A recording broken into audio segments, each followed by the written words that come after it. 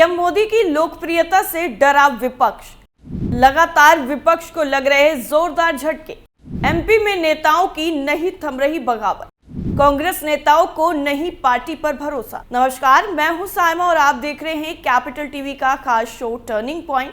देश भर में पीएम मोदी की लोकप्रियता दिन प्रतिदिन बढ़ती जा रही है। अभी लोकसभा चुनाव की आचार संहिता लागू होने में कुछ दिन बाकी हैं, लेकिन इससे पहले ही पीएम मोदी और बीजेपी से जुड़ने के लिए बाकी दलों के नेताओं की लंबी लाइन लगी हुई है।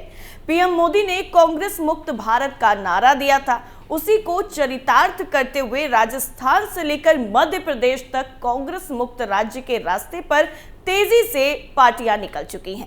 अब एमपी में भोपाल की पन्ना के गुन्नौर से कांग्रेस विधायक रहे शिवदयाल बागरी और सागर जिले की खुरई सीट से विधायक रहे अरुणोदय चौबे ने 11 मार्च को भारतीय जनता पार्टी की सदस्यता ग्रहण कर ली। वहीं पूर्व सीएम कैलाश जोशी के बेटे और भाजपा से 3 बार विधायक रहे दीपक जोशी भी एक बार फिर भाजपा में शामिल हो सकते हैं। प्रदेश भाजपा कार्यालय में आयोजित कार्यक्रम में सीएम डॉक्टर मोहन यादव, भाजपा प्रदेश अध्यक्ष वीडी शर्मा, न्यू ज्वाइनिंग टोली के संयोजक नरोत्तम मिश्रा, मंत्री गोविंद सिंह राजपूत, नागर सिंह चौहान, सागर की लोकसभा प्रत्याशी लता वानखेड़े मौजूदगी के सामने विधायक शिवदयाल बागरी और अरुणोदय चौबे से भाजपा की सदस्यता ग्रहण की। उनके साथ ही अलीराजपुर जिले में 6 बार सरपंच और 3 बार जनपद सदस्य रहे भील नेता कमरू भाई ने भी बीजेपी की सदस्यता ग्रहण कर ली। इधर प्रदेश के पूर्व मंत्री दीपक जोशी के भी एक बार फिर भाजपा में शामिल होने की संभावनाएं जताई जा रही हैं। इससे पहले पूर्व केंद्रीय मंत्री सुरेश पचौरी, पूर्व सांसद गजेंद्र सिंह राजू खेड़ी, इंदौर के पूर्व विधायक संजय शुक्ला, विशाल पटेल, अर्जुन पलिया और सतपाल पलिया ने भाजपा की सदस्यता ग्रहण कर ली थी। इतना ही नहीं, राजस्थान भी इससे अछूता नहीं रहा है। कुछ महीने पहले ही कांग्रेस की गहलोत सरकार से जनता जनार्दन ने राजस्थान को मुक्त कर दिया। अब कांग्रेस के 2.5 दर्जन से ज्यादा कद्दावर नेताओं ने एक साथ बीजेपी का दामन थाम लिया। लोकसभा चुनाव से पहले राजस्थान कांग्रेस के कई दिग्गज नेताओं ने भाजपा ज्वाइन कर ली। इनमें 2 पूर्व मंत्रियों के साथ ही कई पूर्व विधायक, सांसद और प्रभावशाली नेता भी शामिल हैं। प्रदेश भाजपा कार्यालय में मुख्यमंत्री भजन लाल शर्मा और प्रदेश अध्यक्ष सीपी जोशी ने इन नेताओं का पार्टी में स्वागत किया। कुछ दिन पहले ही राहुल गांधी की राजस्थान में आई न्याय यात्रा के तत्काल बाद पूर्व मंत्री और दिग्गज आदिवासी नेता महेंद्रजीत मालवीय ने भी बीजेपी में शामिल होकर कांग्रेस को झटका दिया था। बीजेपी ने राजस्थान की सभी 25 सीटें अपनी झोली में डालने के लिए कमर कसी। लोकसभा चुनाव से पहले राजस्थान कांग्रेस को तगड़ा झटका लगा है। पूर्व सीएम अशोक गहलोत के करीबी रहे उनके पूर्व कैबिनेट मंत्री कांग्रेस नेता लालचंद कटारिया और सचिन पायलट के करीबी खिलाड़ी लाल बैरवा समेत पार्टी के 32 नेताओं ने बीजेपी ज्वाइन कर ली। कांग्रेस ने इन नेताओं के साथ उनके कई समर्थकों ने हाथ का साथ छोड़कर कमल का दामन थाम लिया। राजस्थान की सियासत में हुए इस परिवर्तन से यहां से सियासी समीकरण भी बदल गए हैं। कांग्रेस को छोड़कर बीजेपी में आने वाले नेताओं में नागौर के कई दिग्गज जाट नेता भी शामिल हैं। कांग्रेस नेताओं की इस मेगा ज्वाइनिंग से बीजेपी काफी ज्यादा उत्साहित नजर आ रही है। बीजेपी ने एक बार फिर से राजस्थान की 25 में से 25 सीटें पार्टी की झोली में डालने के लिए पूरी तरह से कमर कस ली है। कांग्रेस के जो नेता हाल ही में बीजेपी में शामिल हुए हैं, उनका लोकसभा की कम से कम 10 सीटों पर प्रभाव है। इससे लोकसभा चुनाव में कांग्रेस की मुश्किलें और दुश्वार हो जाएंगी। पीएम ने भारत की दुनिया भर में पहचान बढ़ाई, सीएम ने किसानों की मांगे पूरी की। कांग्रेस छोड़कर बीजेपी में आने वाले नेताओं में लालचंद कटारिया के साथ ही गहलोत सरकार में मंत्री रहे राजेंद्र यादव, पूर्व विधायक रिछपाल मिर्धा, खिलाड़ी लाल बैरवा, आलोक बेनीवाल, विजयपाल मिर्धा, भीलवाड़ा पूर्व जिलाध्यक्ष रामपाल शर्मा शामिल हैं। इनमें कटारिया जहां गहलोत के करीबी रहे हैं, वहीं खिलाड़ी लाल बैरवा सचिन पायलट के कट्टर समर्थक रहे हैं, जबकि रामपाल शर्मा पूर्व विधानसभा अध्यक्ष सीपी जोशी के बेहद खास माने जाते हैं। पार्टी ज्वाइन करने के बाद लालचंद कटारिया ने कहा कि वो अंतरात्मा की आवाज पर बीजेपी में शामिल हुए हैं।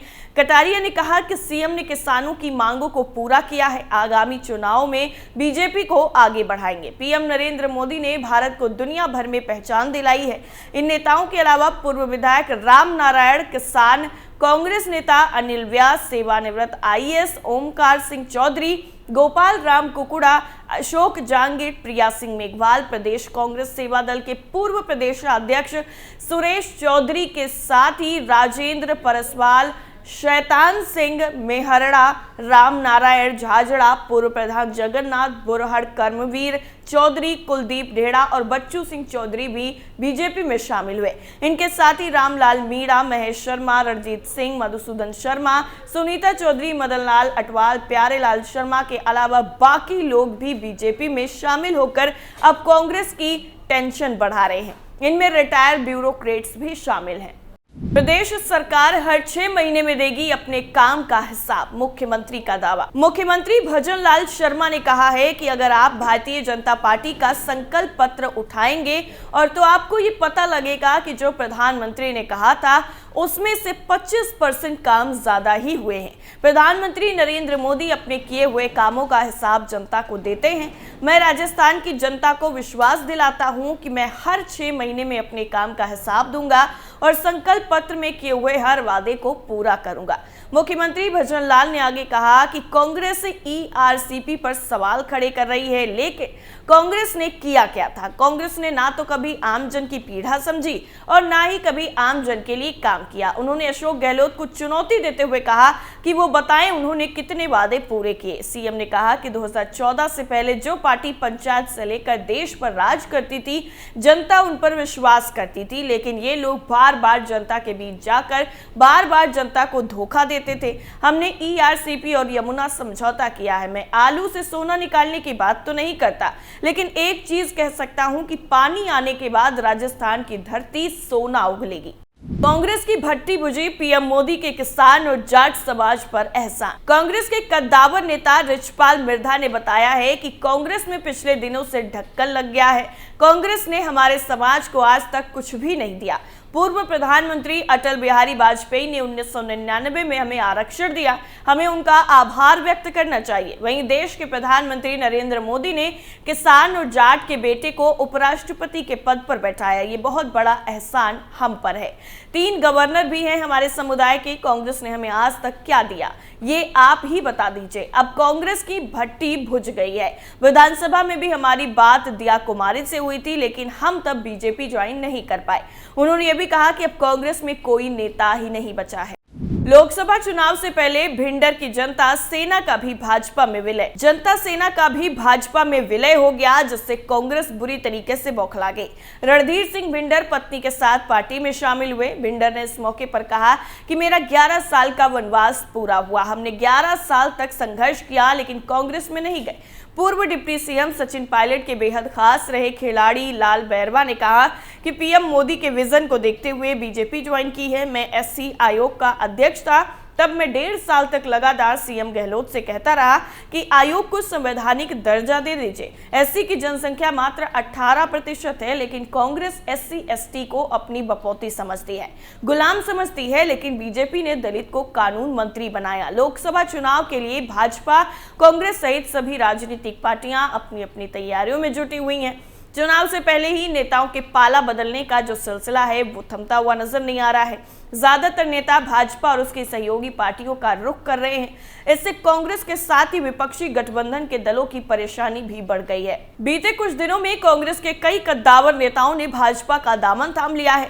राहुल गांधी भारत जोड़ो न्याय यात्रा कर रहे हैं, लेकिन उनके नेता कांग्रेस छोड़ो यात्रा में लगे हुए हैं। बीते दिनों प्रदेश के बांसवाड़ा में राहुल गांधी की यात्रा के तुरंत बाद ही राजस्थान कांग्रेस के कद्दावर आदिवासी नेता रहे पूर्व मंत्री और कांग्रेस कार्य समिति सदस्य रहे महेंद्रजीत सिंह मालवीय ने भी भाजपा का दामन थाम लिया था। उनके बाद अब कांग्रेस के और भी कई नेता भाजपा में शामिल हुए हैं।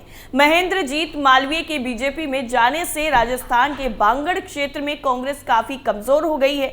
बांसवाड़ा में तो स्थिति ऐसी हो गई है कि लग रहा है कि जिला कांग्रेस मुक्त ही ना हो जाए। मालवीय के पीछे पीछे कांग्रेस के कई नेता भी भाजपा में जा रहे हैं, यानी कुल मिलाकर के विपक्ष को एक के बाद एक जोरदार झटके लग रहे हैं और उसका पूरा बम्पर फायदा बीजेपी को ही मिल रहा है। आपका क्या मानना है इस पूरी रिपोर्ट को लेकर हमें कमेंट करके जरूर बताइए। फिलहाल के लिए इतना ही। बाकी खबरों के लिए आप जुड़े रहिए कैपिटल टीवी के साथ। नमस्कार।